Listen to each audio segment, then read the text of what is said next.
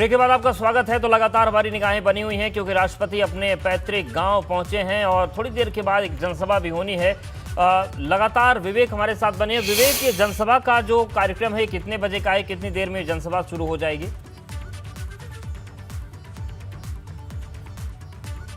देखिए अवधेश, जनसभा 2:40 पर शुरू होनी थी, लेकिन जैसे जैसे कार्यक्रम हुआ, चूंकि मंदिर में दर्शन किए, मिलन केंद्र में जो स्वयं सहायता समूह है उनसे मिले, उसके बाद अंबेडकर पार्क का लोकार्पण किया, तो समय कुछ विलंबित हो गया है, देर हो गई है। 1 घंटे की जनसभा चलनी थी। 2:40 से लेकर 3:40 तक वो जनसभा 3:45 तक वो चलनी थी।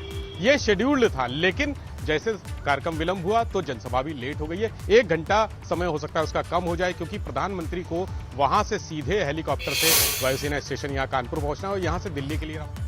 बिल्कुल। और देखिए एक और तस्वीर आ गई है, तो हमारे साथ विवेक आप बने रहे। देखिए ये एक प्रदर्शनी हम इसे कह सकते हैं, और यहाँ पर पहुँचे हैं राष्ट्रपति रामनाथ कोविंद, राज्यपाल आनंदीबेन पटेल भी नजर आ रही हैं। प्रधानमंत्री और राष्ट्रपति के बीच देखिए बातचीत हो रही है, और ये पूरा प्रेजेंटेशन है जिसे इस वक्त राष्ट्रपति प्रधानमंत्री देख रहे हैं। दोनों लोगों की चर्चा भी आपस में हो रही है, बातचीत हो रही है, और निश्चित तौर से विकास योजनाओं का ही जिक्र इन पोस्टर्स में नज़र आ रहा है। जो तमाम चीज़ें यहाँ पर प्रेजेंट की गई हैं, तो हम तस्वीरें आपको दिखा रहे हैं। अंबेडकर की प्रतिमा का लोकार्पण हुआ। देखिए मुख्यमंत्री भी साथ में मौजूद हैं, प्रधानमंत्री, राष्ट्रपति। इस वक्त ये जो पूरा प्रेजेंटेशन है, वो जो अधिकारी हैं वो प्रधानमंत्री को ब्रीफ कर रहे हैं। तो पैतृक गांव परौख जो है, और देखिए प्रधानमंत्री भी एक एक चीज़ को बारीकी से पूछ रहे हैं। प्रधानमंत्री की खासियत यही है कि वो जहां भी जाते हैं एक एक चीज़ को समझते हैं, एक एक तथ्य के वो मायने समझते हैं अगर उनको पूछने की ज़रूरत है। ऐसा नहीं है कि वो पहुंचे, देखी उन्होंने प्रदर्शनी या फिर कोई प्रेजेंटेशन और निकल गए। वो एक एक चीज़ को समझते हैं, जानते हैं, और देखिए वही जो प्रक्रिया है वो इस वक्त चल रही है, और हम सीधी तस्वीरें आपको दिखा रहे हैं।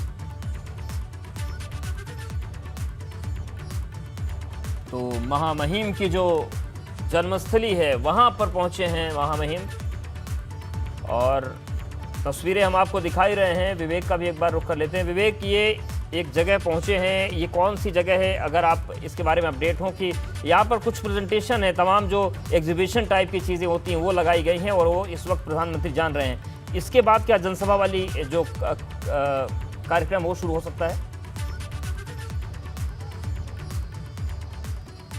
बिल्कुल अवधेश, जो अंबेडकर पार्क है, जहां पर अंबेडकर पार्क बना हुआ था, उजड़ा पड़ा था, वो उसको बनाया गया है। उसका जो एक तरह से रिन्यूएशन किया गया है, तो वो पार्क, उसमें एक प्रतिमा लगाने के साथ ही एक मैंने बताया था कि लाइब्रेरी भी है। लाइब्रेरी में अंदर ये बहुत सारे सुंदर पोस्टर लगे हुए हैं, जागरूकता से संबंधित पोस्टर लगे हुए हैं। जो महान लोग हैं उनके कोट्स अलग अलग लिखकर टांगे गए हैं।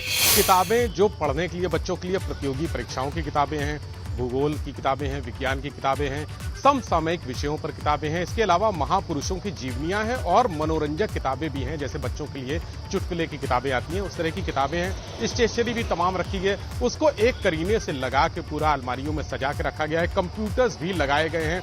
वहां का प्रधानमंत्री ने अवलोकन किया है। वहां अंदर जो लाइब्रेरी हॉल है, छोटा हॉल है, लेकिन वहां पर इंतजाम सुनिश्चित किए गए बच्चों की जागरूकता के लिए, उनके मनोरंजन के लिए, उनके आपस में संवाद के लिए। और ये पूरा जो लाइब्रेरी हॉल है वो बिजली से संचालित होता है, सौर ऊर्जा से, यानी सौर संयंत्र भी वहां पर लगा है। इंटरनेट कनेक्शन भी जल्द उपलब्ध हो जाएगा। तो प्रधानमंत्री को ये बताया गया कि किस तरह से ये पार्क की क्या दशा थी आज से 5 साल 8 साल पहले, और उसके बाद किस तरह से इसका जो रिनोवेशन हुआ है वो कैसे हुआ है। एक एक चीज को उन्होंने देखा है। वहां पर स्लोगन भी लगाए गए हैं।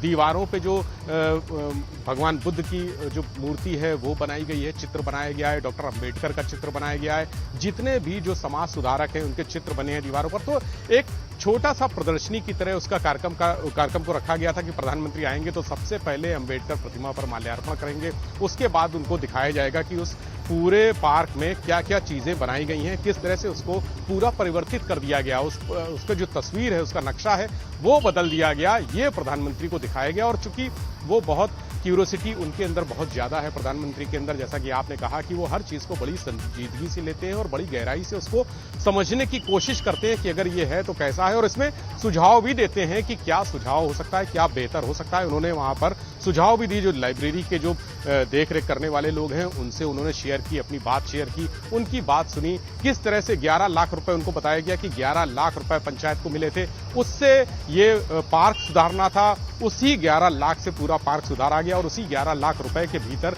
ये लाइब्रेरी बनाई गई है, जहां पर अब जो कभी उजाड़ पड़ा था, बच्चों के खेलने की जगह उजाड़ पड़ी थी, वहां पर अब बच्चे खेलेंगे ही नहीं सिर्फ, बल्कि कुछ सीखेंगे भी, पढ़ेंगे भी और हाईटेक होगा। यानी एक गांव ऐसा है जहां पर 5 कंप्यूटर किसी लाइब्रेरी में होंगे। गांव में लाइब्रेरी की कल्पना बिल्कुल। और जो आप जिक्र कर रहे हैं विवेक, बड़ी खूबसूरत तस्वीरें हैं। मेरा गांव परोख, मतलब वहां पर एक सेल्फी पॉइंट भी बना दिया गया है। तो कम से कम कानपुर देहात के इस परोख गांव में ऐसी तमाम चीजें हैं जो माहौल यहां पर दिया गया है कि बच्चे हों, बुजुर्ग हों, किसी को ये कमी महसूस नहीं होगी कि कानपुर शहर की व्यवस्थाओं को देख ले, बल्कि एक ऐसी जगह तैयार कर दी कि कानपुर शहर वालों को कानपुर देहात में परोख आना पड़ेगा ये देखने के लिए कि असल में किस तरीके की लाइब्रेरी होती है और कॉन्सेप्ट कैसा होना चाहिए।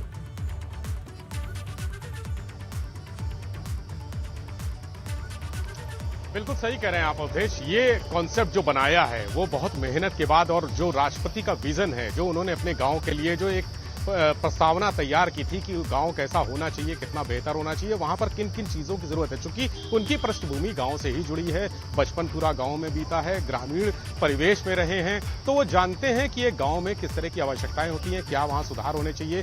सबसे बड़ा प्रमुख उनका फोकस था साफ सफाई पर। और परोख गांव में अगर आप भी गए हैं, आपने भी वहां कवर किया है, पूरी अच्छी तरह से गांव को देखा है, एक बूंद कहीं एक कण धूल का मुझे नहीं दिखा। आज मैं दिन भर गांव में रहा, एक कण नहीं दिखा। जो नालियां थी वो साफ सुथरी थी, और खास बात ये ढकी हुई थी। जो शौचालय हैं प्रदेश में अलग अलग जगहों पर, प्रदेश के अलग अलग जिलों में मैं गया, मैंने देखा शौचालय की स्थिति जो परोख